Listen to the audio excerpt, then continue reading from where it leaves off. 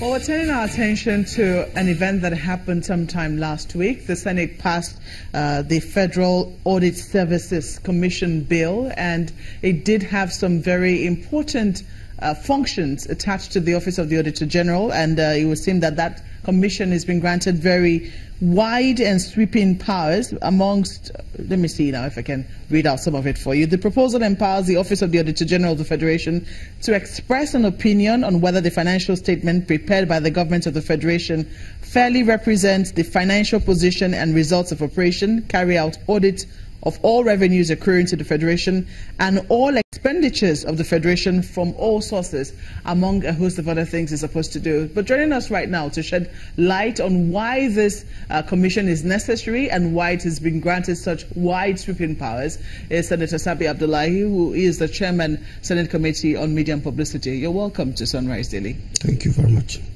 So tell us more about this commission that has been passed by the Senate.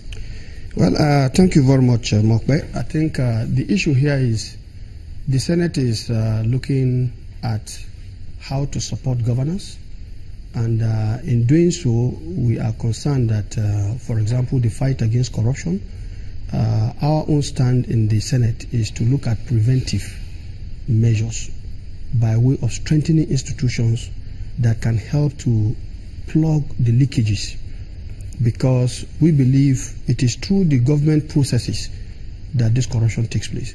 And if you look at the nature of government operations, the checks and balances put in place in all government offices is actually to have an audit unit that will make sure there is value for money, that will make sure that there are no sharp practices, that will make sure that there is compliance to extant rules and regulations with respect to government expenditure. Now, over time, we realize that the audit function is a little bit constrained because, first, in terms of even their resources, they wait for budgetary provisions. Second, they are not having the capacity to really go after the huge sums of expenditure in government.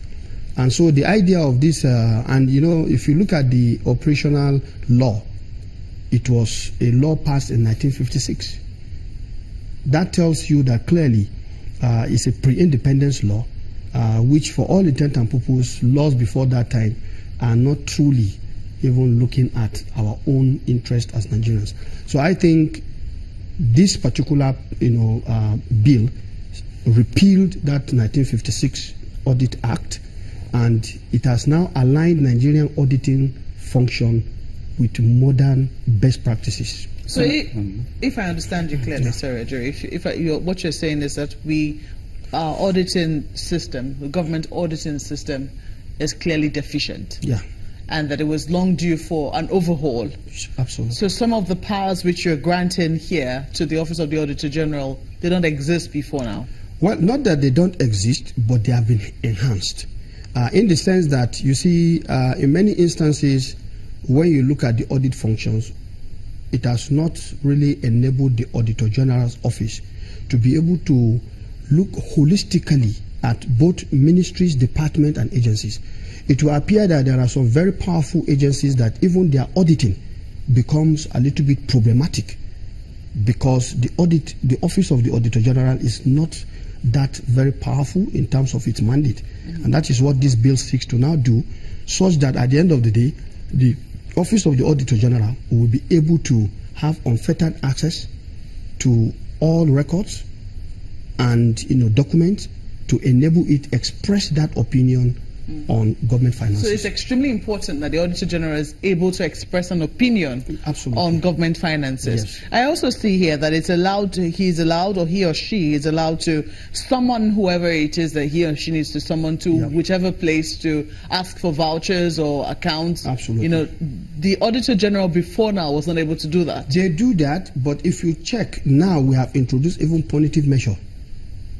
Okay. It now becomes an offense. And if you don't even respond within certain particular days, you see, what we have done now is to say, okay, even in responding, you must respond within certain a time frame. And if you don't respond after that time frame, you've committed an offense. Senator, I want to come in here because there's a bit of an alternative perspective out there. Look, the Section 85, subsection 2 of the Nigerian Constitution, 1999, as amended, dictates that the Office of the Auditor General would submit his reports to the National Assembly and not to the executive, for example. To go further down the line, subsection 5 is very detailed about the fact that these financial reports would be then given to the Public Accounts Committee of both the House and the Senate. Now, the reason why I raise that is because some people have looked at this and said, look, if you're going to give more teeth, a stronger bite to the Office of the Auditor General, that it could be an attempt by the National Assembly to essentially create an alternative EFCC that's not under the power of the President, but rather under the power of the National Assembly. What are your thoughts on that? Well, in the first instance, we are not empowered to do criminal investigation, for example. EFCC is to do criminal investigation. But what we are saying here is that within the context of what we're supposed to do, the due diligence we're supposed to do to expose whatever happens, either through sharp practices or not conforming to set rules and regulations, is within the confines of what the Constitution has even empowered us to do.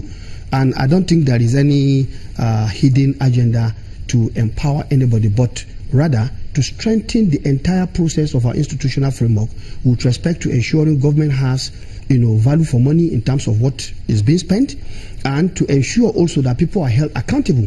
Now, let me say that if you look at the present system, all agencies, MDAs, are empowered. Of course, they are asked to submit an audit account.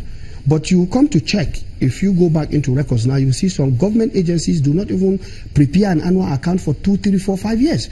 And when they do, they come and just, especially when maybe somebody pressed them, then they now rush it. And then, but now by this, the provisions of this bill, it is now mandatory that before June of every year, of the subsequent financial year, you must submit your audit account.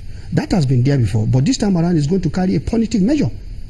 And the punitive measure is now personal to the person who is the chief executive.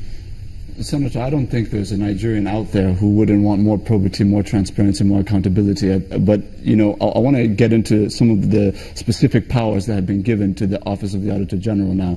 You say that it's not a criminal investigation unit like the EFCC, but we know that there are powers such as if you, for example, if certain queries are not, in fact, if any query is not responded to by, within 30 days, you can remove all allowances and all emoluments due to whichever official is involved. Not only that, but now you've also said that you can now invoke a surcharge of any amount that is seen as a discrepancy between what should be and what shouldn't be on any individual. That is a strong punitive measure that potentially could give the National Assembly some extra power to punish some political operatives. The Auditor General is not National Assembly. The National Assembly is the National Assembly, Senate, House of Reps. The Auditor General is the Auditor General, and the law refers to the Auditor General of the Federation. Now, the issue is that what is supposed to submit is a report, which means in the course of doing his work, he has certain powers to force people to comply so that he can actually get the true picture of what he is looking at.